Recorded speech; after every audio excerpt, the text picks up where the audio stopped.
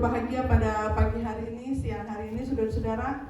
Kalau kesempatan boleh ada buat setiap kita, haleluya. Kesempatan yang indah yang Tuhan berikan, kita masih bersyukur dan saya merasakan ada sesuatu kehausan ya di tempat ini secara rohani untuk ada Indonesian Service, ada English Service.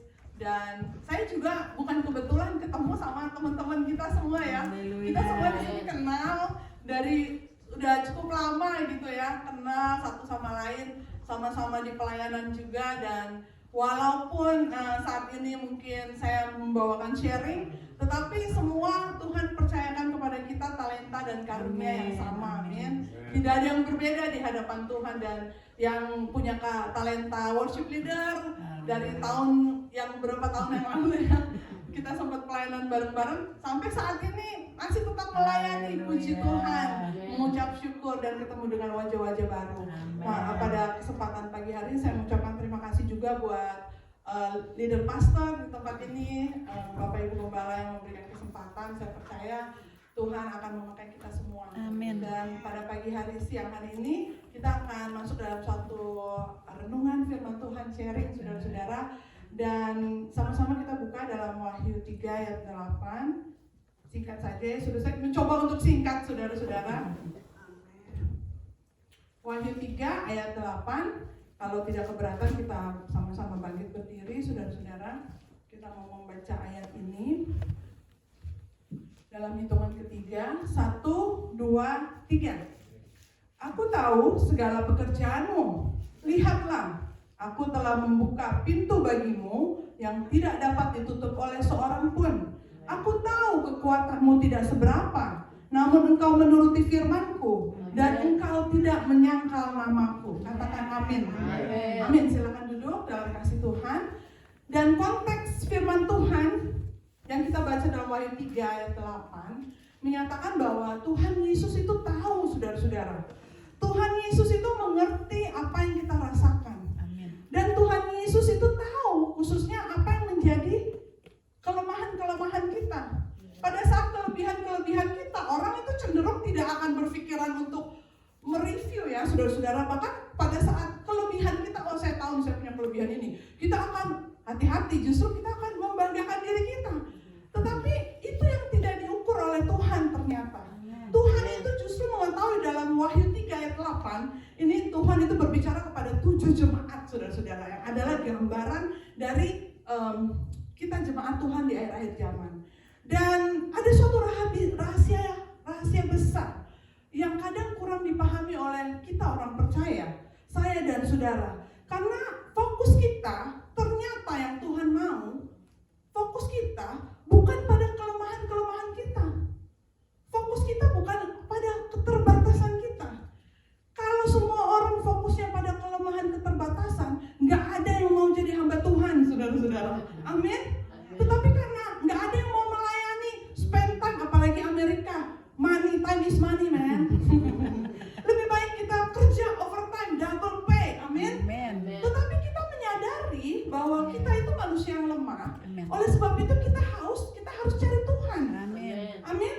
7 kali 24 jam.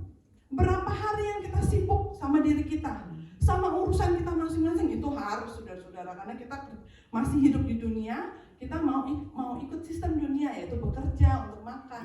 Tetapi ada satu hari yang dikhususkan untuk Tuhan. Untuk gimana kita apa saudara-saudara? Oh, saya mau melayani Tuhan. Kebiasaan. Kalau enggak tuh kayak ada yang kurang. Salah saudara-saudara.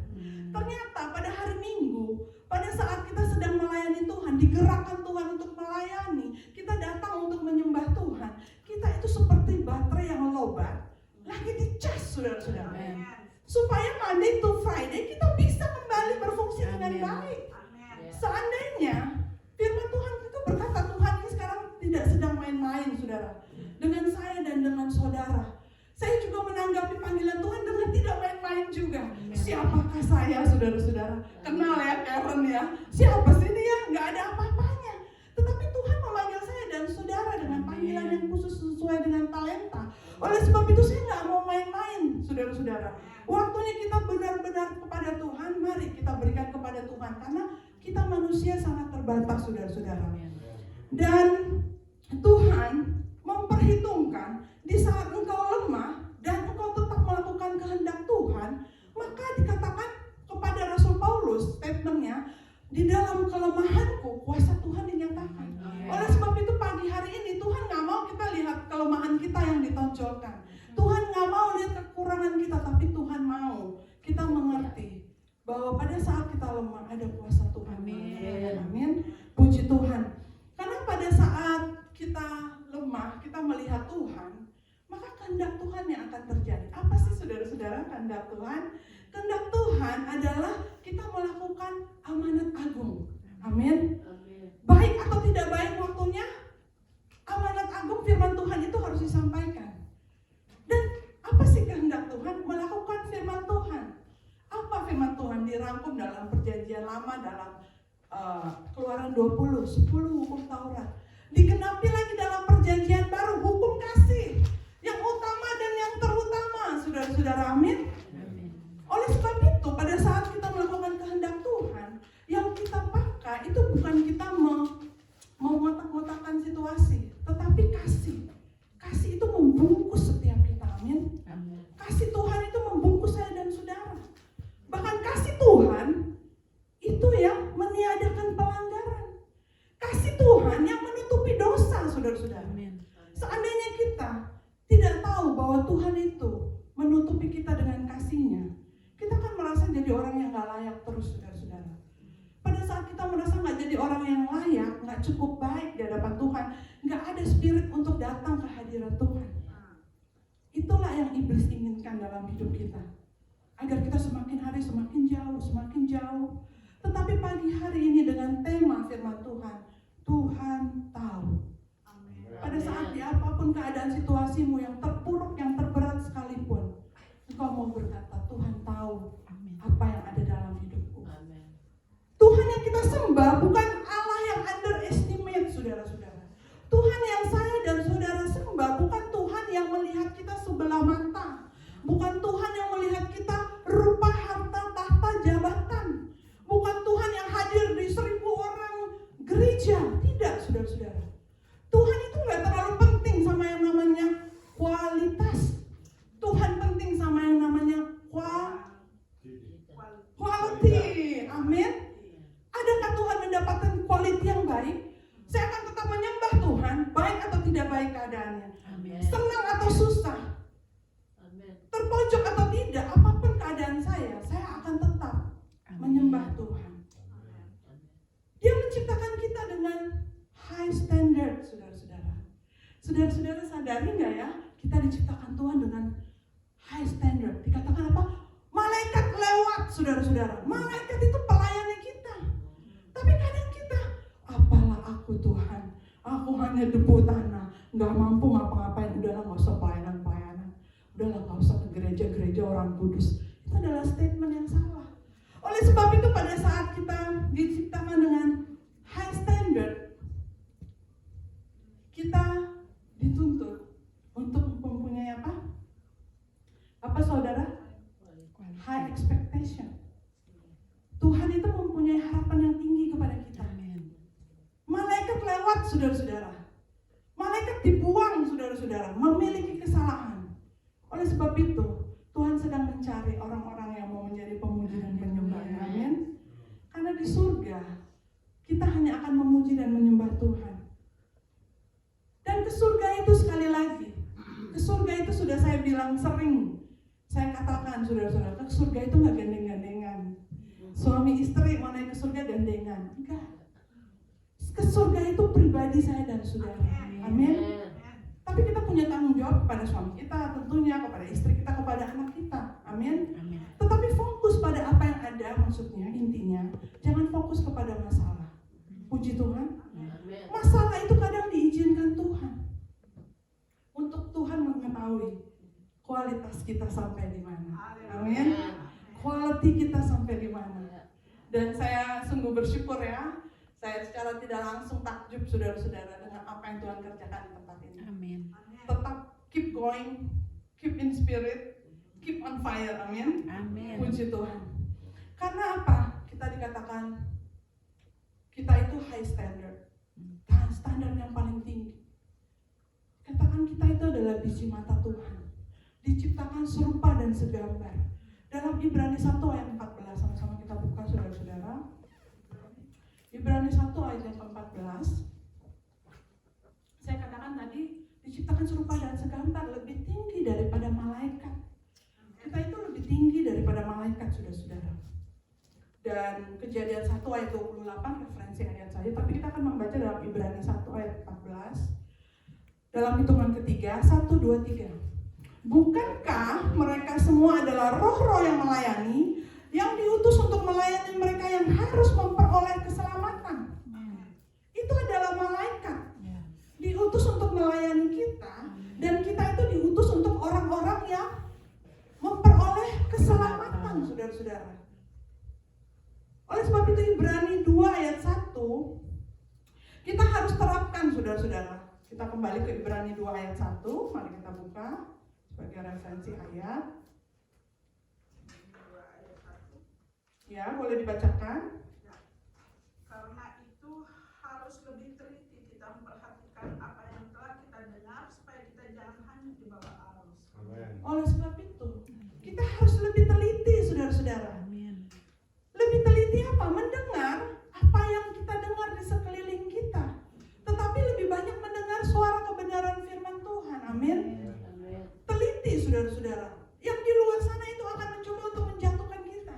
Karena sadar atau tidak sadar, kadang-kadang saya melihat ya saudara-saudara, orang Kristen nangis, teriak, orang percaya udah pelayanan. Enggak lagi deh, dia menyakiti hati saya. Saya diginiin, digituin. Saya bilang sama dia, kalau kamu mundur, kamu salah. Justru ini pertandingan kita. Mereka itu seperti apa? Hal-hal yang merintangi kita. Makanya dikatakan di akhir zaman itu, kita itu sebagai estafet yang terakhir. Pertandingan iman, pertandingan rohani. Salah atau benar, nanti Tuhan yang akan menilai. Amin. Salah atau benar, penghakiman itu bukan milik manusia, tapi milik Tuhan.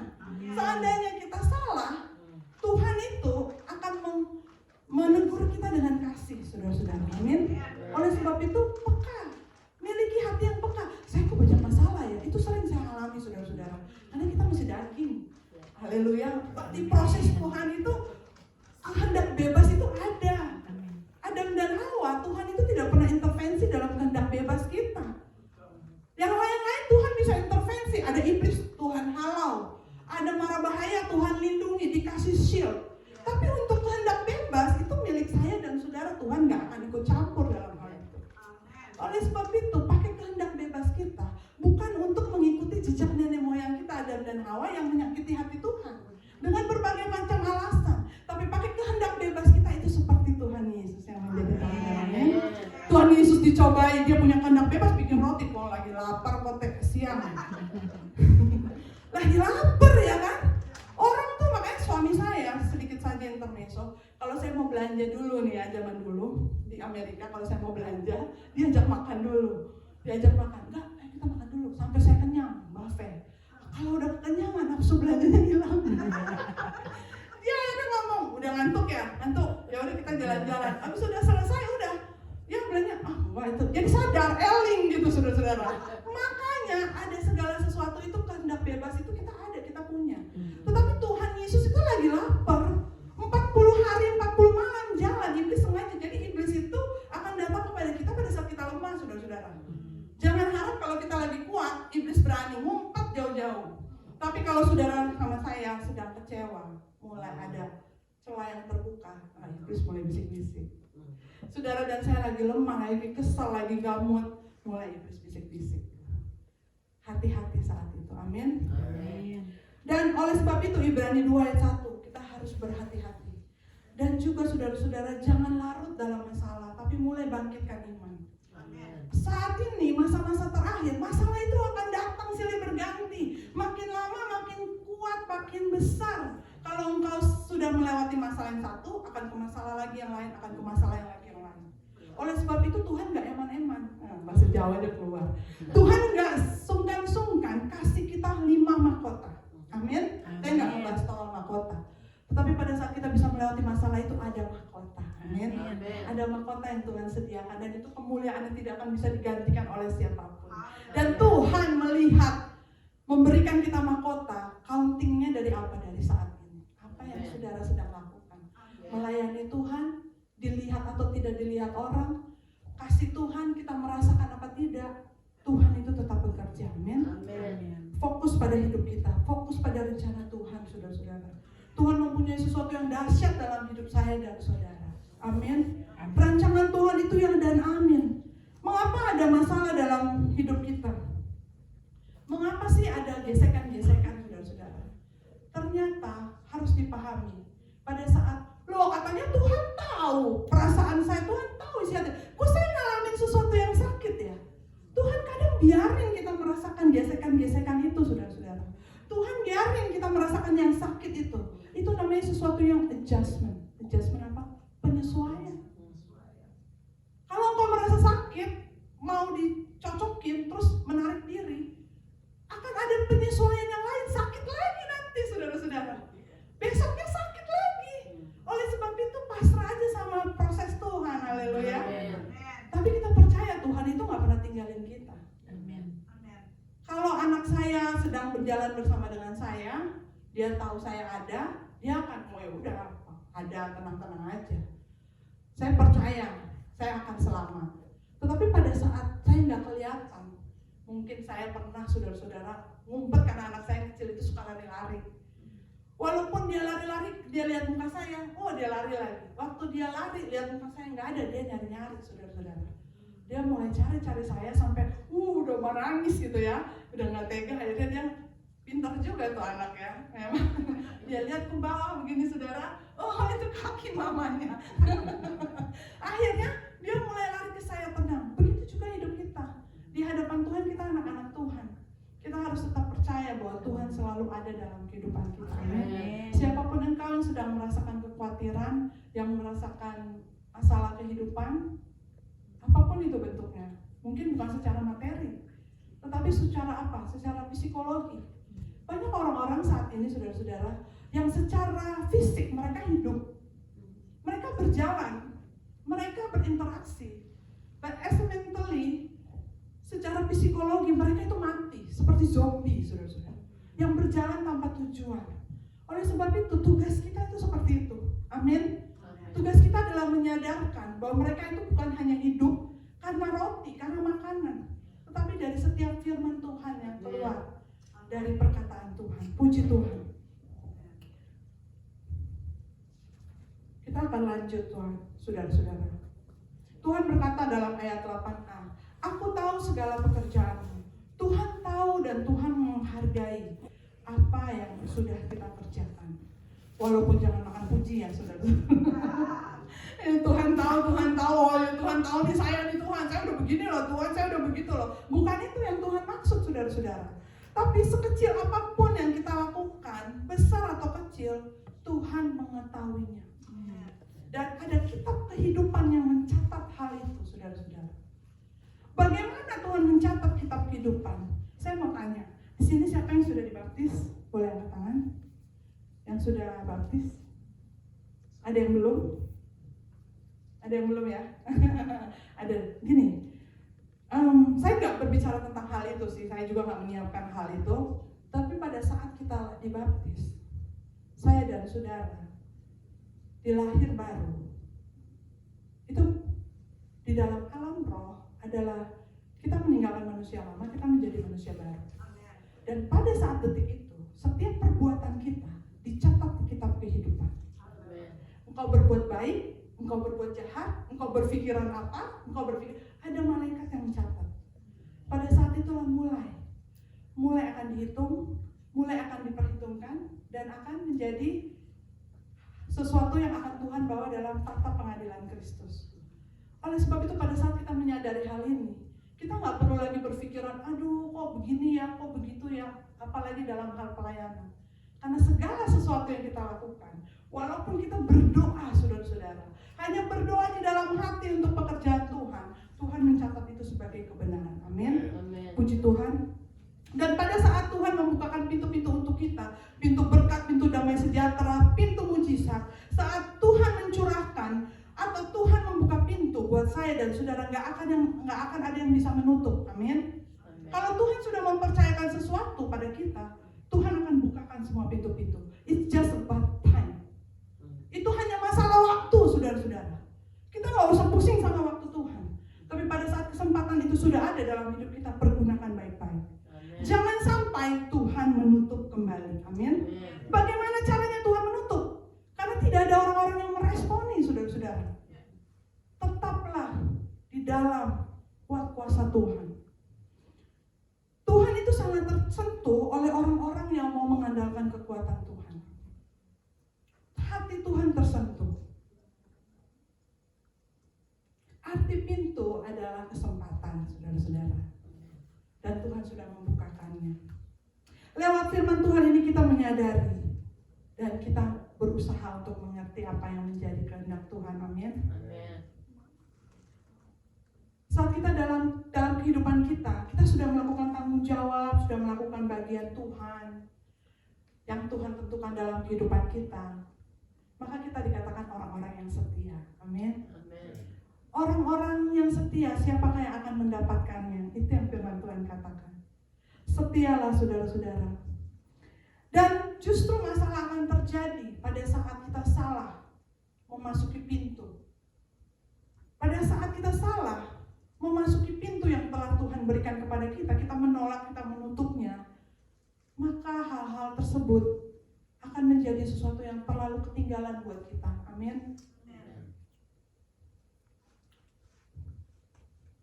Secara konteks, Wahyu 3 ini adalah kesempatan yang Tuhan buka untuk pekabaran Injil. Karena secara konteks zaman dahulu bangsa Israel itu sangat eksklusif, saudara-saudara. Mereka itu pokoknya Israel aja yang diselamatkan. Tetapi Tuhan memberikan isi hatinya untuk bangsa-bangsa lain. Ada bangsa Yunani ya, saudara-saudara ya. Dan dalam Injil sepertinya mustahil, karena saat itu pintu dibuka, maka sulit sekali untuk pekabaran Injil itu terbuka. Tetapi pada saat zaman kita ini, semua orang itu bisa mendengarkan Injil. Amin. Amanat agung itu bisa. Oleh sebab itu, kita sudah masuk pintu, saudara-saudara. Kita sudah masuk dalam kesempatan yang Tuhan berikan. Tuhan memberikan kita apa? Amanat agung. Oleh sebab itu, pakai amanat agung itu. Dalam konteks Tuhan tahu segala pekerjaan kita. Bukan hanya kepada diri kita. All about myself, all about me. Tuhan tahu masalah saya aja, Tuhan tahu kesulitan saya aja, Tuhan tahu dosa saya. Bukan porosnya itu kepada kita lagi. Tetapi yang Tuhan mau adalah Tuhan tahu kesulitanmu pada saat engkau melakukan amanat agung. Tuhan tahu pada saat engkau melayani apa yang menjadi kelemahan, apa yang menjadi keterbatasanmu. Tuhan mengetahui itu, saudara-saudara. Dan saat ini kita sudah dibukakan pintu-pintu itu. Maukah kita mengerti bahwa hidup kita mempunyai tujuan untuk pelebaran kerajaan surga?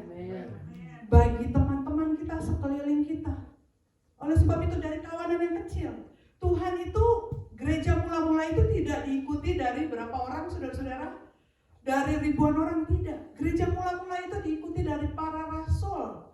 Hanya para rasul yang berapa orang, tapi powernya, saudara-saudara. Bahkan pada saat dia berbicara, berapa ribu orang itu Rasul Paulus, para rasul murid-murid Yesus itu, banyak orang yang melihat ada hikmat Tuhan. Oleh sebab itu jangan pernah memandang situasi, tapi tetap bersemangat di dalam Tuhan. Allah berjanji mengasihi semua manusia.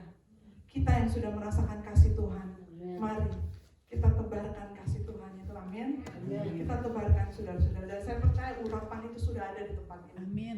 Dengan kesaksian, dengan pernyataan-pernyataan, urapan itu sudah ada. Dan pada saat ini Tuhan itu berbicara tentang jemaat di Philadelphia. Hanya jemaat dalam Wahyu 3 ayat 7 sampai dengan selesai. Hanya jemaat itu yang tidak mendapatkan kritik, saudara-saudara. Jemaat-jemaat yang lain besar, kaya, mewah, bagus, dikritik sama Tuhan. Kembali engkau pada kasihmu yang mula-mula. Tuhan gak melihat kekayaanmu. Tuhan gak melihat apa yang kamu punya. Hanya jemaat di Philadelphia yang Tuhan tidak kritik, saudara-saudara. Amin. Karena apa? Tuhan melihat dengan keterbatasan mereka, hati mereka penuh dengan pengabdian kepada Tuhan. Saya akan menutup firman Tuhan karena waktu yang terbatas, saudara-saudara. Walaupun Saya belum terlalu selesai, tapi saya percaya Tuhan sudah menyatakan isi hatinya. Saya akan tutup dengan satu cerita. Ada 2 karunia. Seandainya, kita sharing ya. Ada 2 karunia yang Tuhan persiapkan, hanya 2. Karunia menerima dan karunia memberi. Saya mau lihat tangannya. Siapa yang mau terima karunia menerima? Boleh angkat tangan? Nah, menerima ya. Siapa yang mau menerima karunia memberi? Oh, ada yang double karunia ya. Sekarang more spesifik. Siapa yang mau menerima? Siapa yang mau memberi? Memberi ya? Ya, memberi. Saya melihat ada yang bingung, pegangan. Jadi gini, ada satu ilustrasi, ada 2 orang berdoa. Tuhan, saya mau memiliki karunia untuk menerima. Dan satu orang lagi berdoa, Tuhan, saya mau mempunyai karunia untuk memberi. Diberikanlah kepada Tuhan 2 karunia itu. Dia berdoa untuk menerima, tapi jangan ada feeling guilty ya saudara-saudara, bertobat aja. Akhirnya Tuhan memberikan 2 karunia, menerima dan memberi. Akhirnya mereka masing-masing yang mempunyai isi hati itu, mereka mengambil. Yang menginginkan karunia memberi, mengambil yang memberi. Yang menerima. Tidak ada yang salah saudara-saudara. Berjalannya waktu saudara-saudara, beberapa tahun kemudian, yang karunia menerima itu ketemulah sama karunia memberi. Karunia menerima itu sedang duduk di pinggir jalan. Minta Pak, minta Bu. Dan ketemu sama yang karunia memberi. Dia kasih. Di dalam mobil yang bagus, dia kasih. Kaget mereka berdua, ketemu. Loh, makanya kamu hati-hati sama karunia yang kamu minta. Haleluya. Jadi oleh sebab itu, Yesus itu memilih jalan salib, saudara-saudara. Dia tidak memilih untuk apa? Untuk ada di singgasana Tuhan. Amin. Itu adalah isi hati Tuhan. Amin. Itu yang menggerakkan saya pada saat saya bertemu dengan beberapa minggu lalu, kemarin sudah saya saksikan. Itu yang kembali menghangatkan roh saya. Bahwa saya di Amerika, tujuan saya bukan hanya untuk anak saya, bukan hanya untuk satu dan lain hal, tapi tujuan saya untuk tetap menyalakan api itu. Amin. Saya nggak tahu, saya nangis. Waktu malam itu saya lagi saat teduh. Karena udah banyak urusan. Kalau siang-siang saat teduh saya tuh, kalau nggak pagi, malam saudara-saudara. Karena kita bebas dari pikiran-pikiran yang menghambat.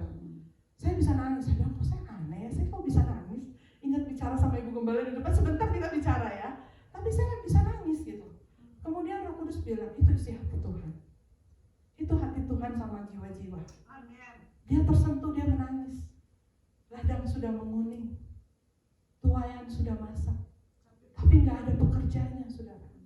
Oleh sebab itu dimanapun saya berada, begitu juga saudara, kita adalah penuai-penuai yang diberikan Santi. Amin.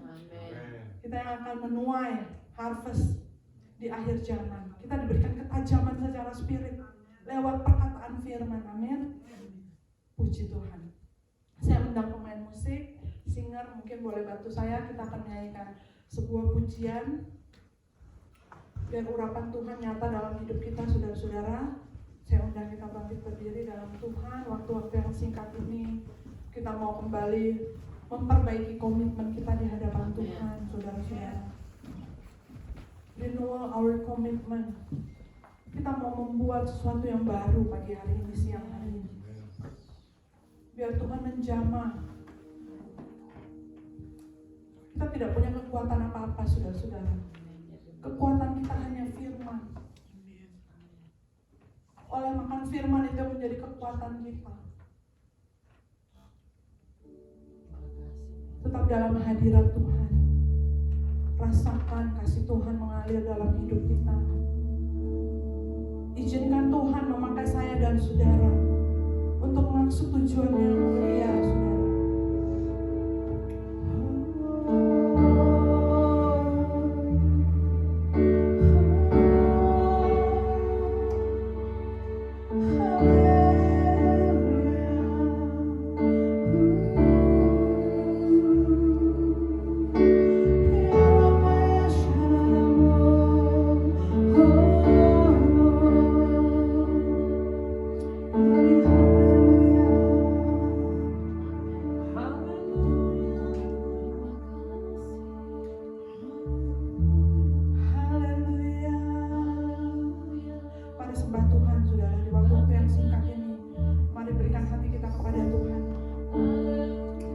Engkau yang sudah menerima karunia berbahasa mulai menyembah dalam roh. Engkau yang belum, kau boleh berkata haleluya, puji Tuhan. Mari secara pribadi sembah Tuhan. Hadiratnya ada di tengah-tengah kita, saudara-saudara. Hadiratnya memenuhi saya dan saudara.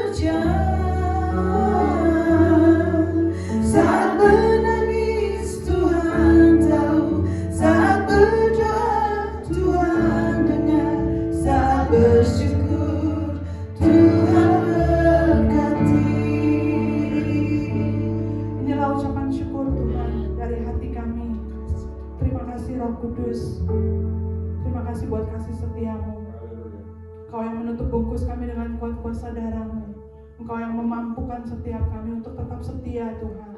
Roh Kudus, ini hati kami, biar Engkau lihat, Tuhan. Hati kami yang mengasihi Engkau, hati kami yang terbeban atas jiwa-jiwa, hati kami yang sungguh percaya bahwa Engkau Allah yang tidak pernah salah dalam hidup kami. Berkati Tuhan, berkati setiap pelayanan yang dikerjakan di tempat ini. Berkati Bapak Ibu Gembala, berkati pelayan-pelayan inti, Tuhan. Biar urapan-Mu nyata di tengah-tengah tempat ini. Mereka boleh bergandengan tangan, Tuhan. Mereka boleh unity sehati, Tuhan, meninggikan nama-Mu. Dan kami percaya akan banyak jiwa-jiwa, jiwa-jiwa dari utara, selatan, timur, dan barat. Jangan tahan-tahan, biar mereka boleh datang menyaksikan kebaikan-Mu, menyaksikan hadirat-Mu, merasakan kasih setia-Mu di